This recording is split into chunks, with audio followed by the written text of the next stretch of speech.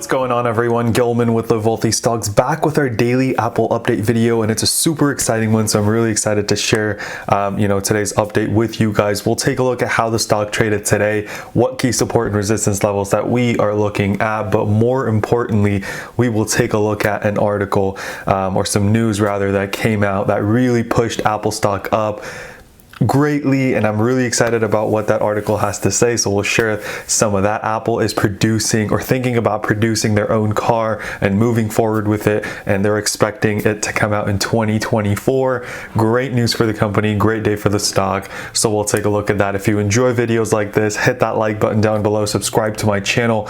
I try to do daily Apple update videos and then some other stocks as well, so I'd love your support there, and comment down below what your thoughts on Apple are, or what your thoughts on this news that just came out are, and I'd love to chat with you guys down there. So let me hit record and we will get right into it. As you can see, nice green day for Apple, up $1.58, 1.24%, up another $1.10 or so after hours, which is 0.83. So when you take a look at that, it doesn't seem like that great of a day, but when we take a look at what happened at the beginning of the day, when our low was down at 123, it's not really $1.58 we were up almost $6, from the low point of today.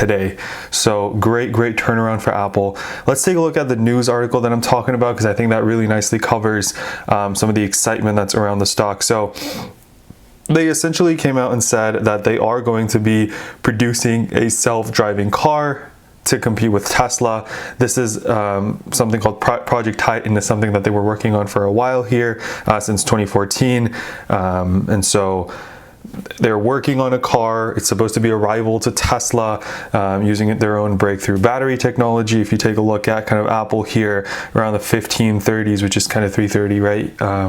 You take a look at Tesla right around this exact time, right? It dropped from 660 to 650s, kept dropping. Apple, on the other hand, went from being kind of in the 126s, broke through this resistance, and then pushed right back up. Great news for the stock. I think there's going to be a lot of continued excitement towards Apple and Apple's ability to innovate and really kind of push through and take that on.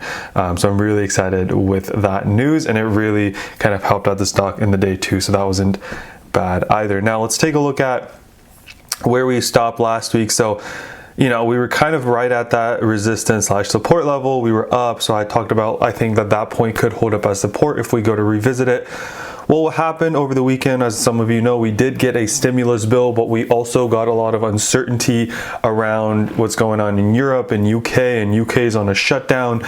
So coronavirus is increasing there. There's a different strain of coronavirus, which really put a damper on the market. So right out of the gate, right, we were below that support level that I highlighted, so that becomes our first level of resistance to look out for. Sure enough, we did push up from the 120, kind of high 124s up to this level, got rejected perfectly, right? And this is a line that I've had drawn for a while. So if you watch my videos, you know exactly what we're looking at. This 126.60s, we got rejected. Next point we're looking at, VWAP, right? To see if we could reverse up. We did.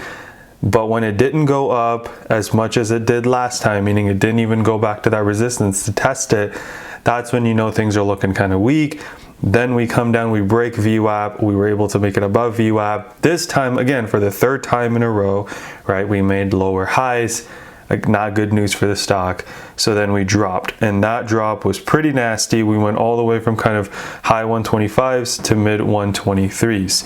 Now, if you guys remember yesterday, right, we were looking at the 8 EMA, we were looking at that line, the 8 EMA and the 21 EMA. The 21 EMA comes in right at 123.28. We dropped all the way to 123.45, right? So about 17 cents off of that 21 EMA. That's why I really like to look at these lines, because they give me great indications of what the stock could potentially do. Now, it doesn't have to, right? It broke through that 8 EMA, broke through that first level of support, but can show you kind of where it can reverse. Now, then we started pushing back up, right? VWAP test, passed it, went up, and then it was kind of this support level that we had discussed acting as a resistance point. We were hanging around that level and then starting to see a little bit of a sell-off, hit up against it, sell off. That's when we got this news, and that news really made the stock go up and made it green for the day. But even if we hadn't and we'd kind of ended in this 126s, it's not really a bad position to be in, considering that, you know, it's not too far off from this resistance point that Apple could kind of, you know, take a little breather potentially and go right back up. Now, taking a look at the daily chart, let's see what we see for Apple moving forward. It is a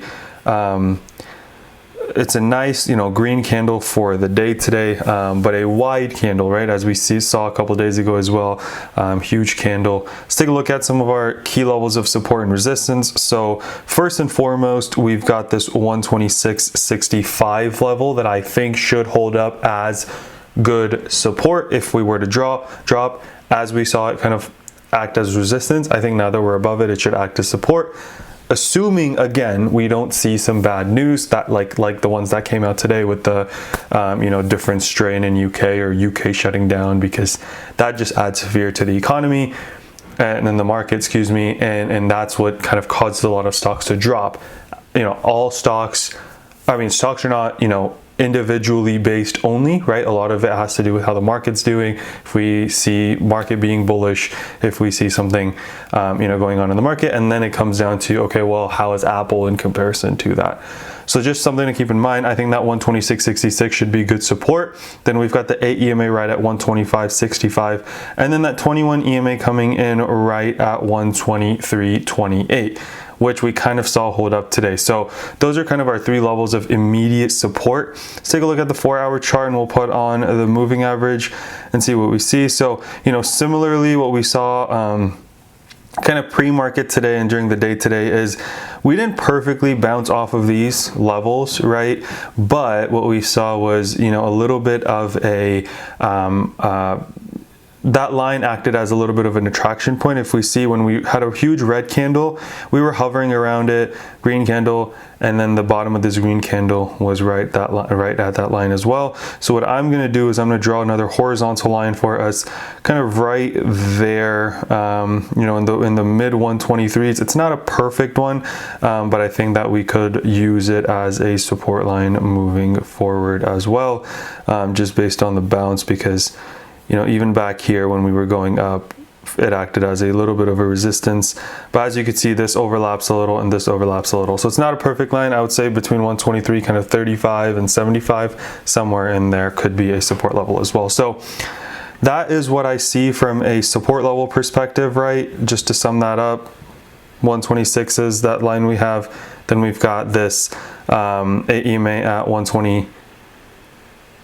Excuse me, it's at 126.23, and then we've got the 21 EMA coming in at 123.28. I also think that 125 would be a decent mental support level if any of you guys would like to look at that. Now, on the upside, right, as we can see, we're at 129.45, which is really close to this high that we set 2 days ago of 129.58. That's the level that I'm looking for Apple to beat. It might even have it by the time this video is uploaded, but at that point, you know, I wanted to see it crack those 130s. If it can crack those 130s, then I would like to see a push towards this 138 level, which I thought would happen, you know, by earnings time, as we get sort of those iPhone numbers coming in with the holiday season and with it being the first 5G iPhone. But with this news about the car, there could be more excitement into the stock. I mean, we all see how crazy the EV hype is right now with, you know, NIO, XP EV, Tesla, right? So if Apple is about to enter that, it could get